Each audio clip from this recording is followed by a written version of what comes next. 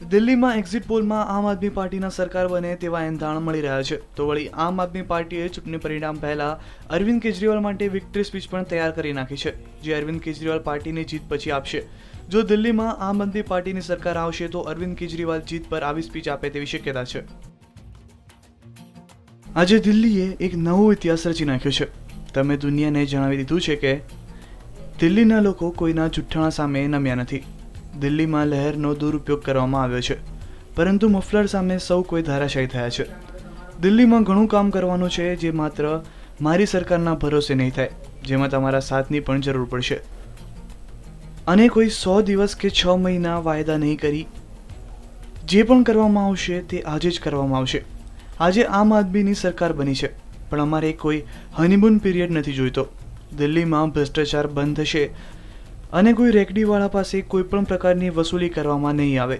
ઝૂંપડપટ્ટીમાં રહેતા લોકોને કોઈ નહીં ધમકાવે. મહિલા સુરક્ષા માટે વાયદા પ્રમાણે પગલાં ભરવામાં આવશે.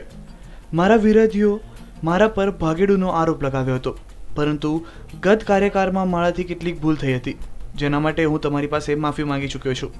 સાથે ભ્રષ્ટાચારના મામલે સંકળાયેલા કોંગ્રેસ સરકારના તમામ આરોપીઓ સામે કાર્યવાહી કરવામાં આવશે.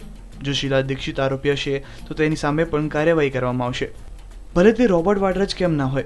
મારા પર ચૂંટણી ફંડને લઈને આરોપ મૂકવામાં આવ્યો હતો, તો હવે તમામ રાજકીય પાર્ટીઓને મળતા ચૂંટણી ફંડ અંગે ઓડિટ કરવામાં આવશે, જેમાં હવે તમામ વીજ કંપનીઓએ પણ પોતાનો રેકોર્ડ શોધીને તૈયાર રહે.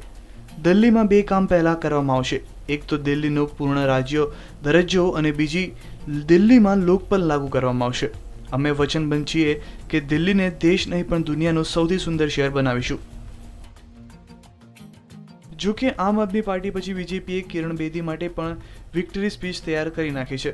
ઉલ્લેખનીય છે કે ચૂંટણી પંચને લઈને તમામ રાજકીય પાર્ટીઓએ તડામાર તૈયારીઓ કરી હતી અને હવે દિલ્હીમાં સુશાસન સ્થાપવાનો વારો આવી ગયો છે.